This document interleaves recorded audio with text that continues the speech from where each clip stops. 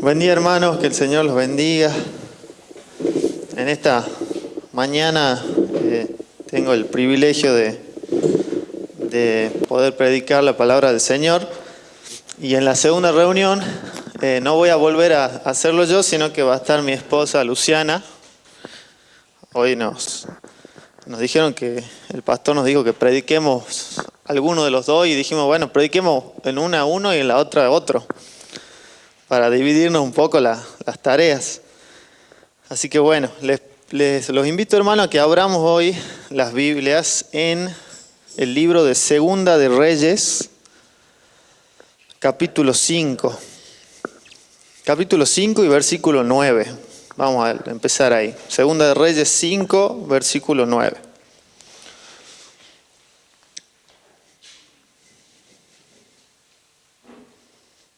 Voy a poner un cronómetro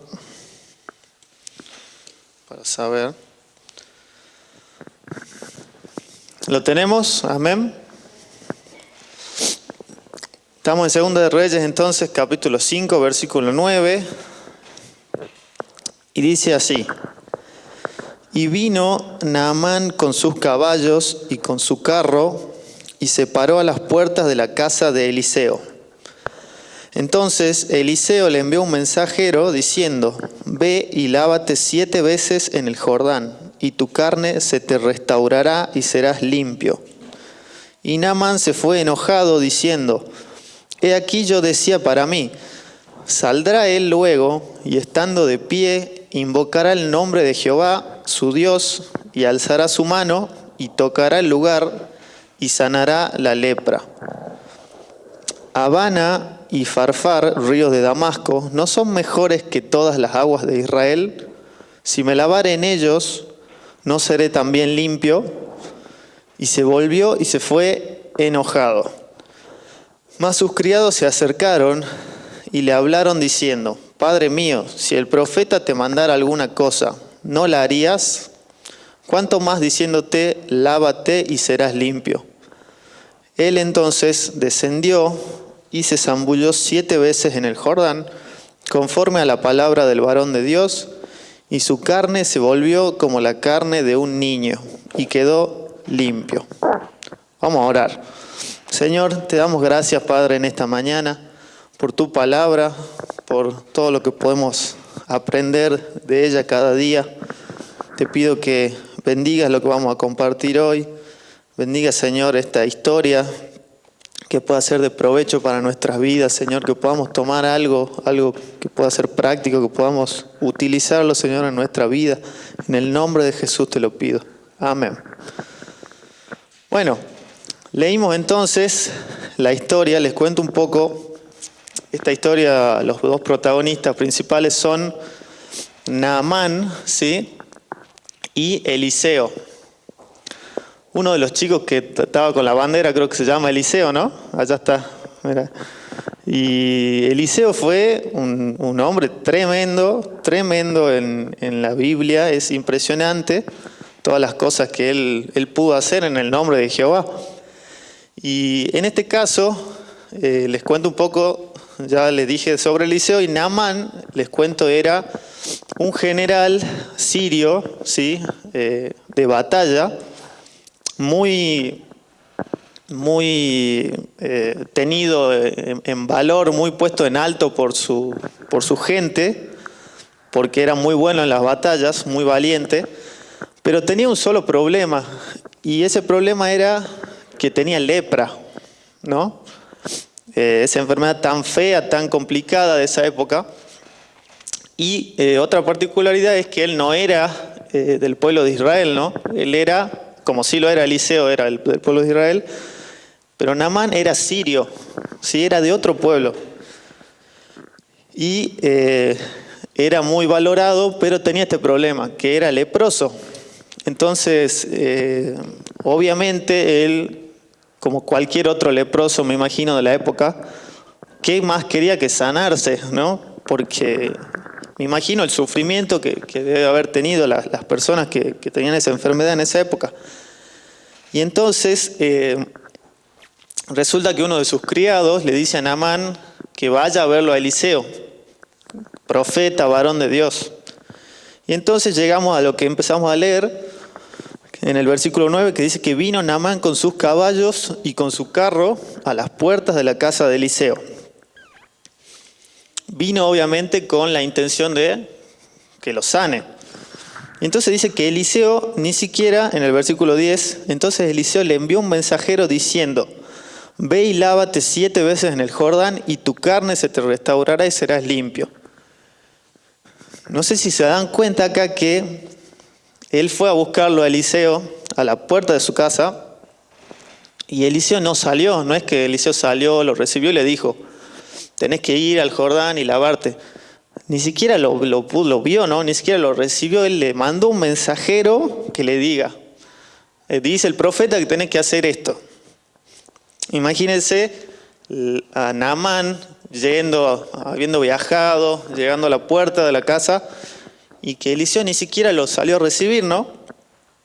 Entonces, seguimos leyendo, Naamán se fue enojado, con justa razón creo yo, ¿no? Porque si uno viaja, es como uno que va al médico, no sé, tengo una enfermedad, me voy al médico, no sé, viajo hasta Estados Unidos, por ejemplo, y llego al consultorio del médico y estoy en la puerta esperando para que me atienda el médico y el médico sale a la secretaria y dice el médico que acá está la receta, que tiene que tomar tal cosa. Oh, ¿sabes el enojo que me agarraría, ¿no? Si viajé hasta allá para que me atienda, para que me vea y me hace esto de darme un mensaje nomás, acá está, esto es lo que tenés que hacer. Entonces Naamán, con justa razón creo yo, se fue enojado, dice el versículo 11, diciendo: he aquí yo decía para mí, saldrá él luego y estando en pie invocará el nombre de Jehová su Dios y alzará su mano y tocará el lugar y sanará la lepra. Es decir, que Naamán se imaginaba toda una manifestación de Jehová tremenda, así que salga el hombre de Dios de su casa, ponga su mano en la tierra, invoque el nombre de Jehová y descienda así una sanidad sobre él y quede limpio. Eso es lo que él se imaginaba, esas eran sus expectativas, ¿no? Pero fue totalmente diferente. Seguimos leyendo, entonces en el versículo 12, Naamán en su enojo dice: Abana y Farfar, ríos de Damasco, ¿no son mejores que todas las aguas de Israel? Si me lavare en ellos, ¿no seré también limpio? Y se volvió y se fue enojado.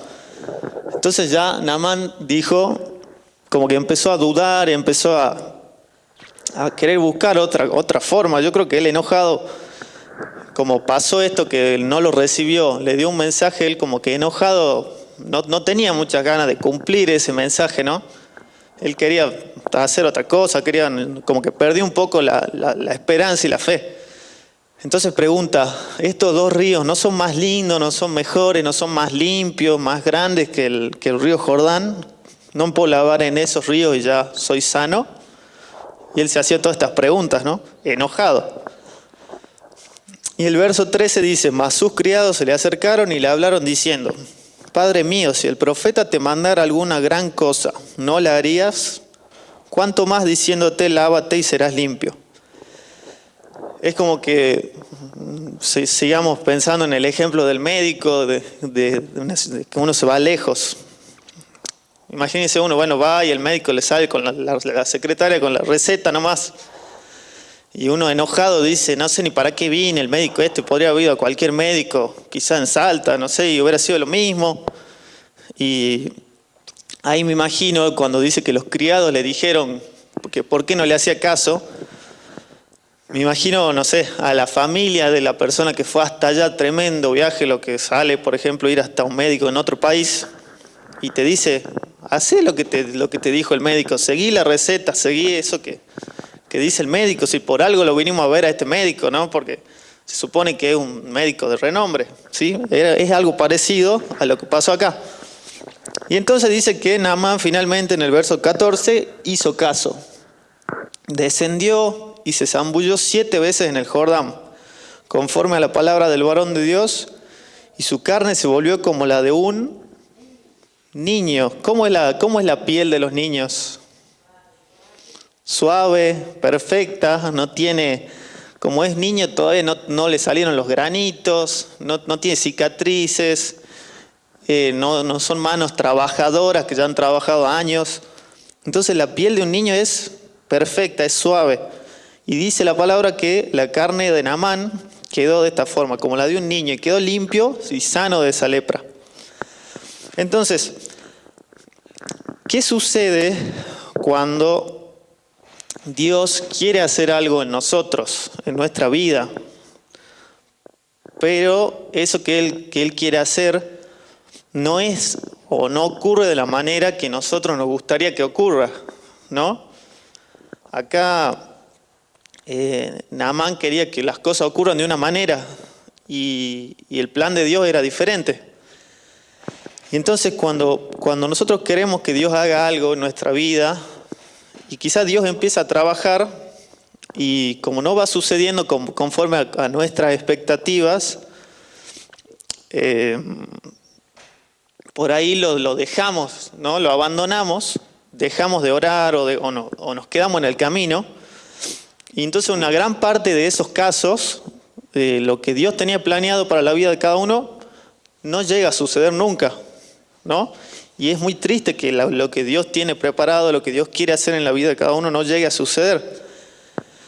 Y esto pasa por 3 razones, porque cuando Dios quiere hacer algo, tiene 3 características importantes que las podemos ver en esta historia también, que son, 1, el tiempo, ¿no? El tiempo que tiene que transcurrir en el que la obra de Dios sucede.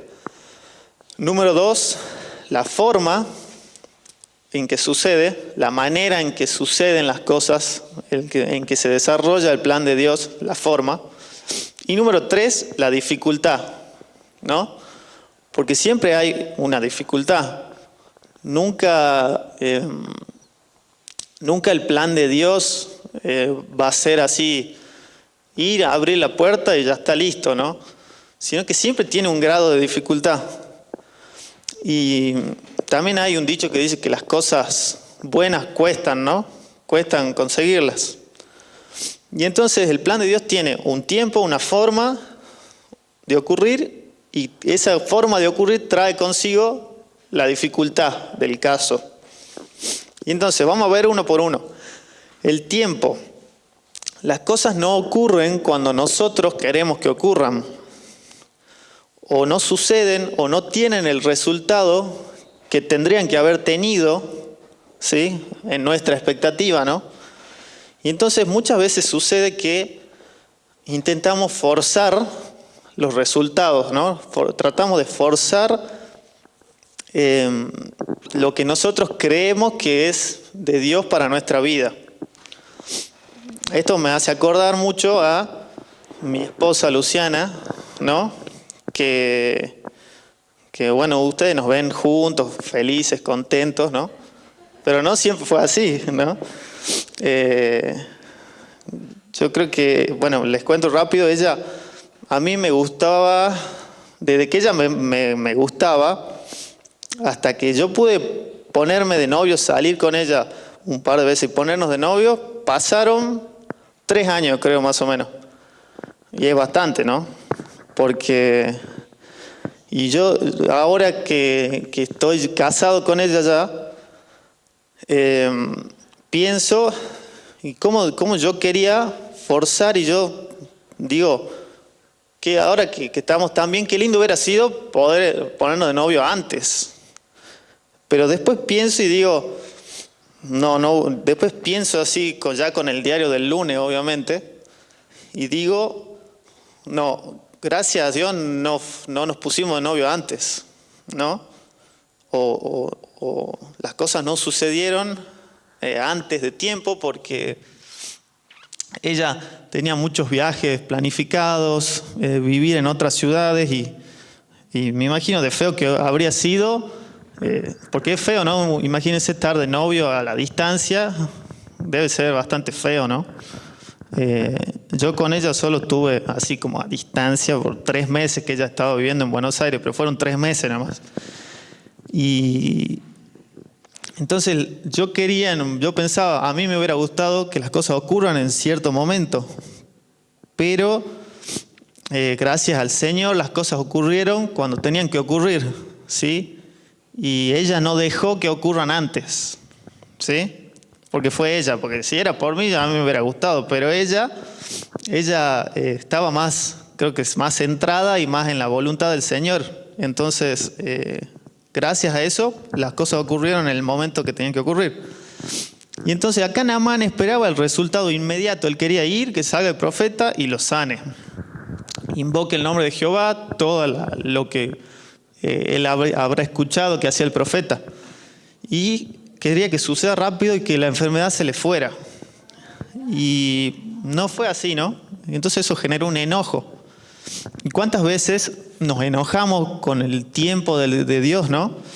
Pensamos que el tiempo de Dios es ahora, y capaz que no es ahora, capaz que es después, ¿no? Capaz que el tiempo de Dios es más adelante y hay que esperar. Y no hay que rendirse en esa espera, ¿no?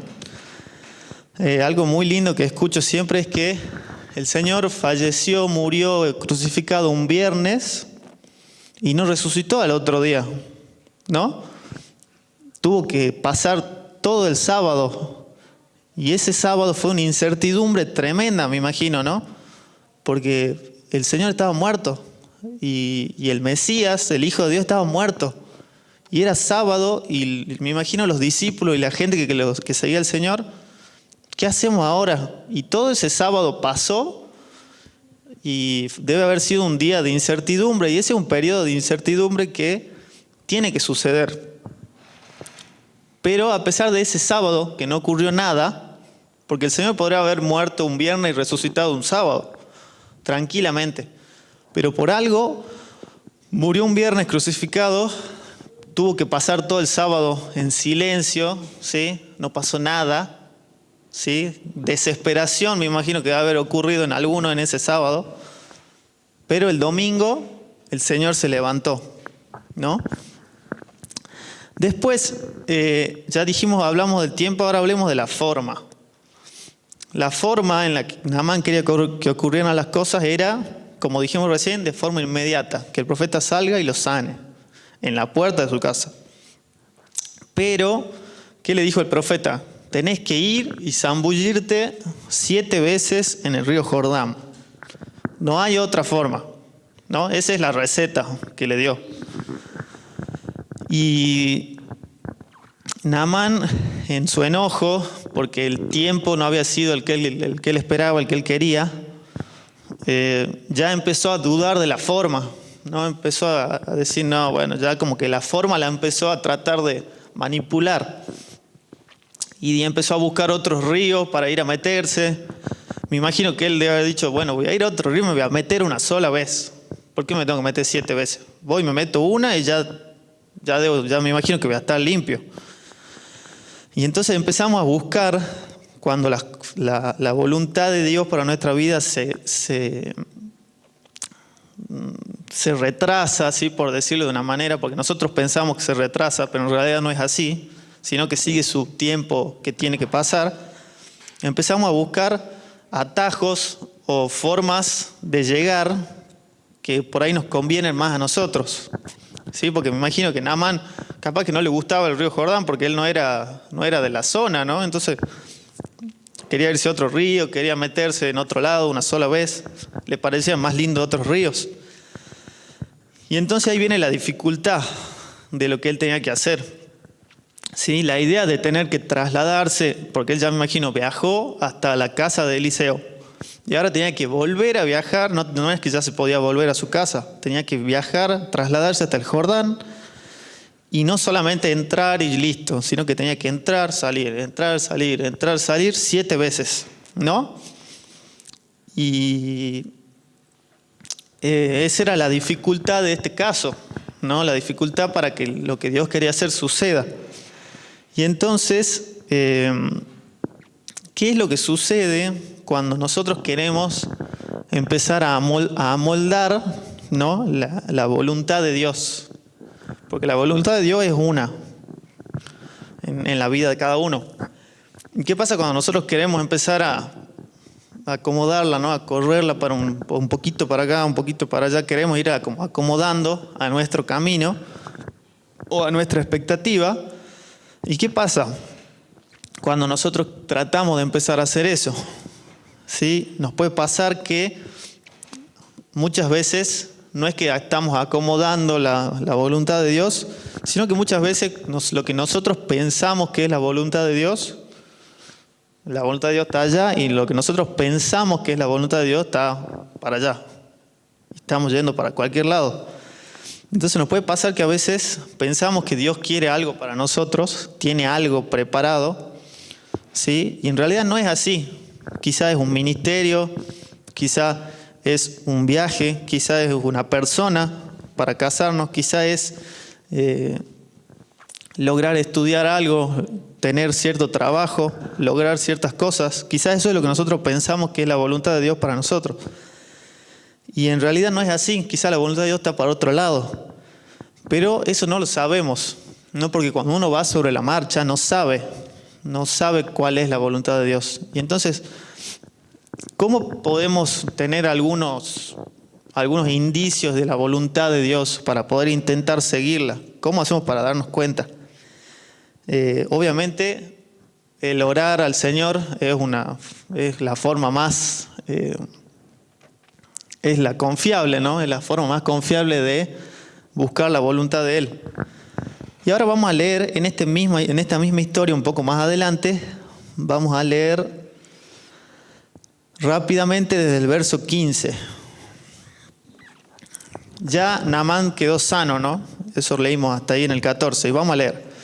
Y volvió al varón de Dios, él y toda su compañía, y se puso delante de él y dijo: He aquí, ahora conozco que no hay Dios en toda la tierra, sino en Israel.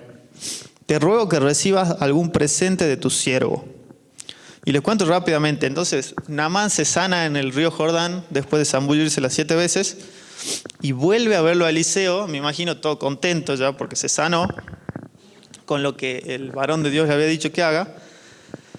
Y vuelve Naamán con toda su compañía, con toda la gente que andaba con él, y le trae un montón de regalos a Eliseo, ¿no?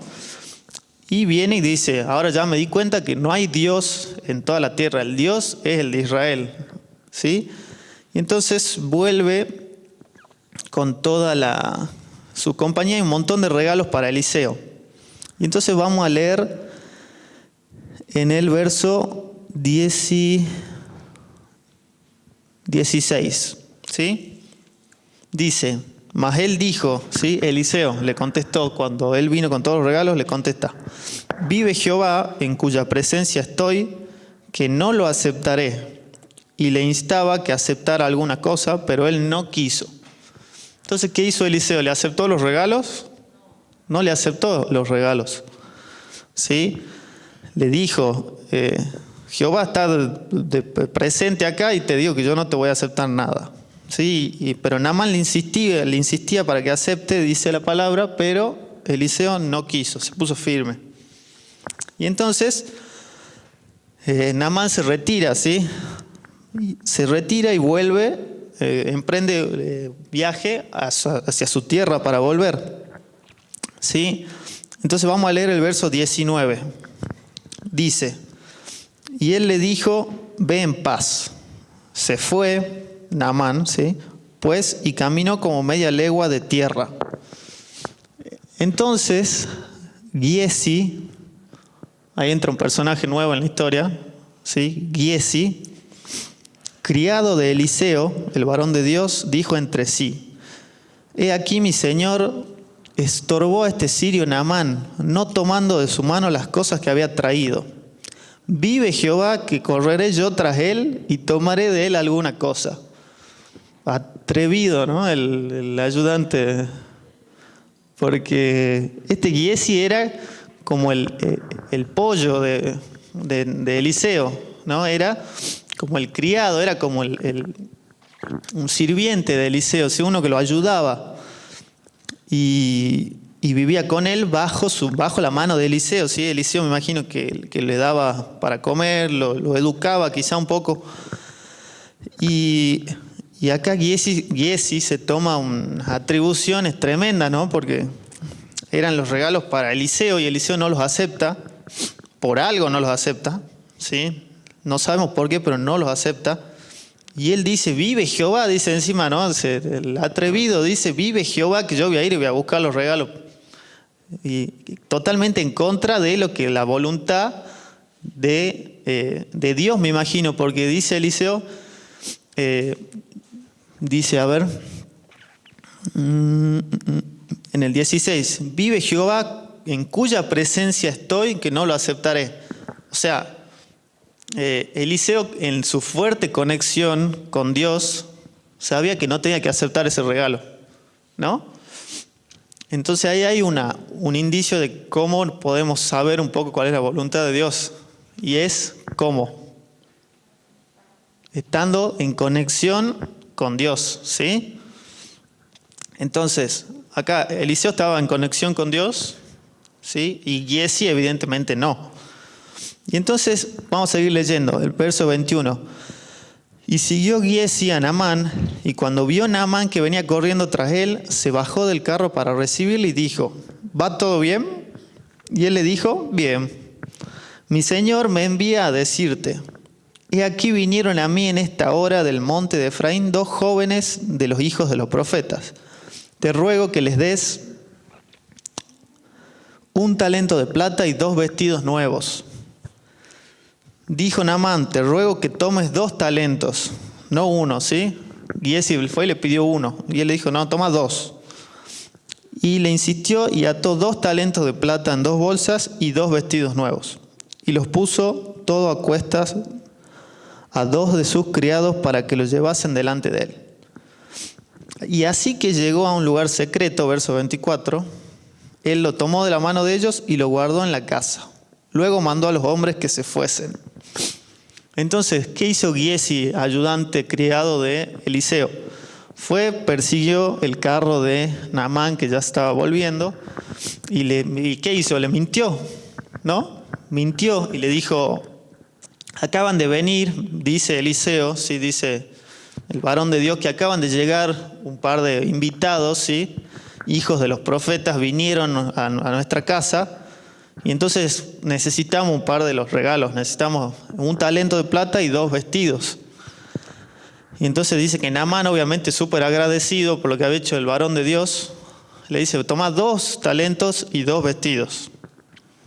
Y Giezi entonces los toma, dice que incluso los regalos habrán sido grandes y tan lindos que tenían que llevarlos personas. Entonces dice que Naamán le puso 2 personas que le lleven las cosas.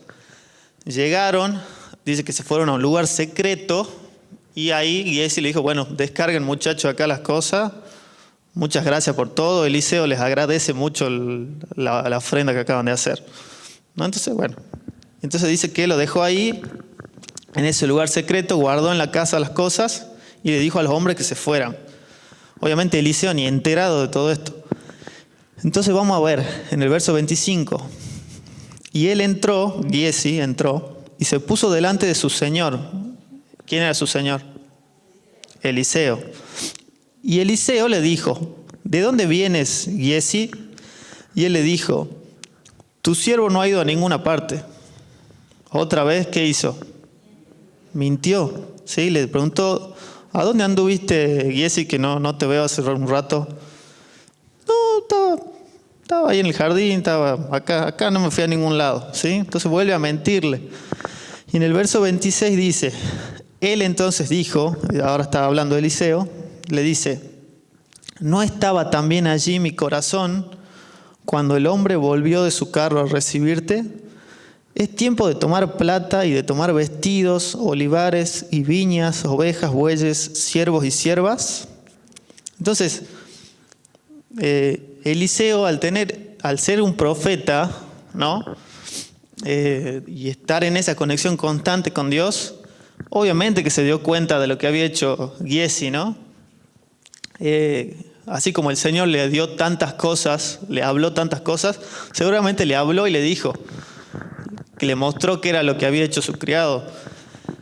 Y entonces le dice, ¿sí?, que su corazón estaba ahí cuando él fue y Naamán le dio todas estas cosas. O sea que ahora Eliseo sabía lo que había pasado. Y en el verso 27 veamos que dice, Por tanto, la lepra de Naamán se te pegará a ti y a tu descendencia para siempre. Y salió de delante de él leproso, blanco como la nieve. Qué duro, ¿no? Salió entonces Giesi de ahí, blanco, dice. Blanco, ¿por qué? Porque a los leprosos se le ponía la piel blanca. Y Giesi, así como en un minuto estaba bien, después de haber mentido y hecho esto, Eliseo le dice ahora la lepra que tenía Naamán, por haber hecho esto se te va a pegar a vos y a todos tus hijos y tu descendencia. Y salió Giesi, imagino que se fue de la casa nomás, blanco, leproso, ¿sí? Es durísimo esto.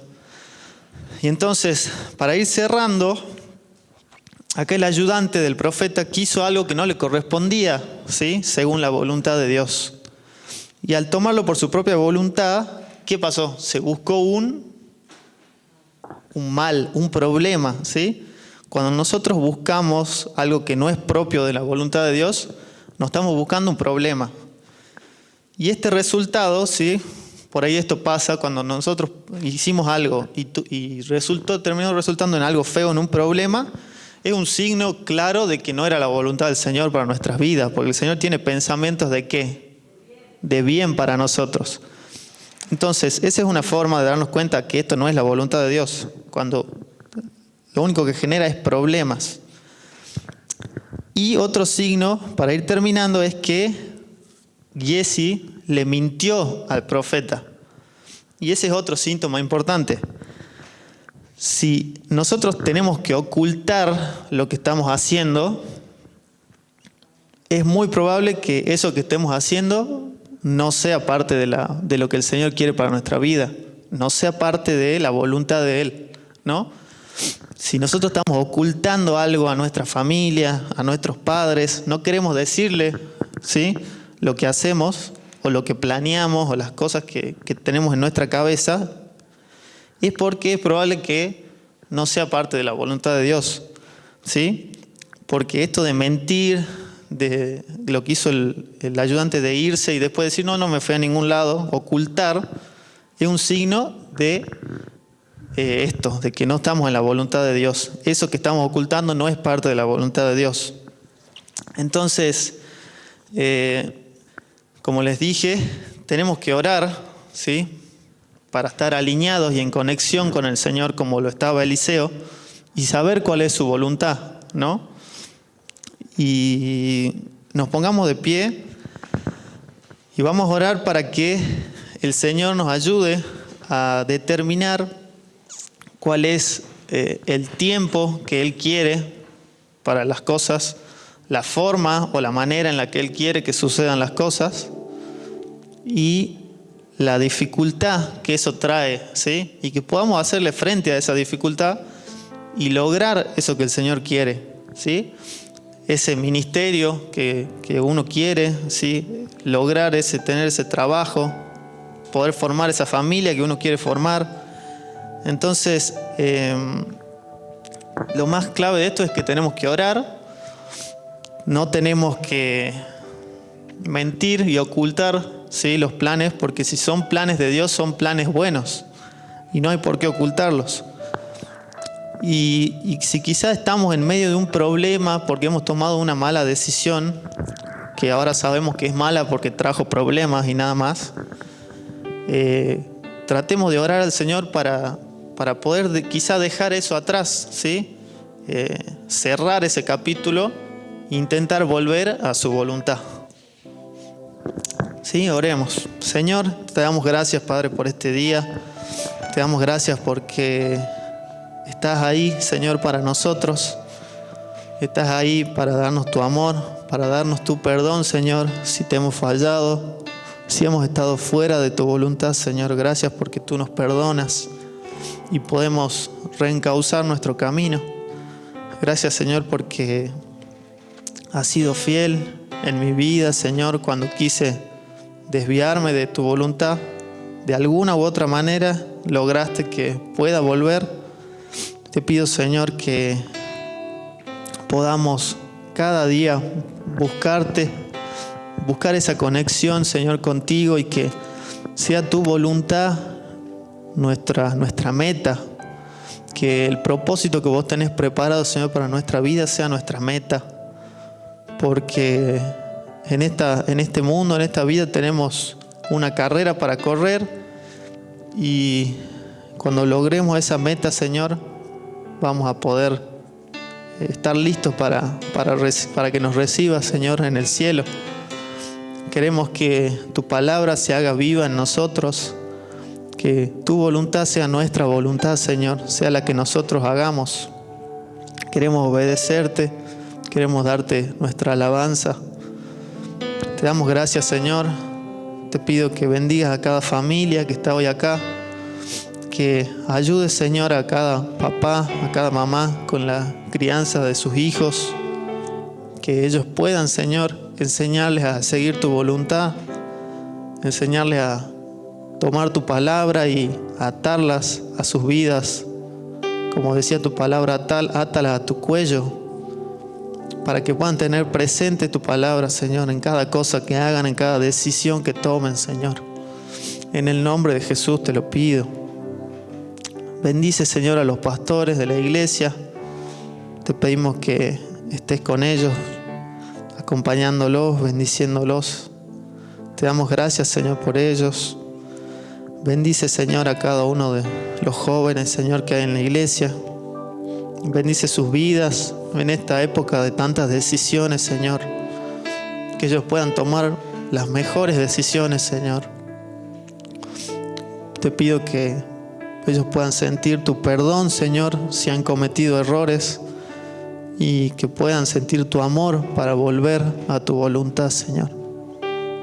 Gracias por todo, Padre. Te alabamos, te adoramos en esta mañana. Gracias por todo, Señor. Amén. Amén. Le demos un fuerte aplauso al Señor.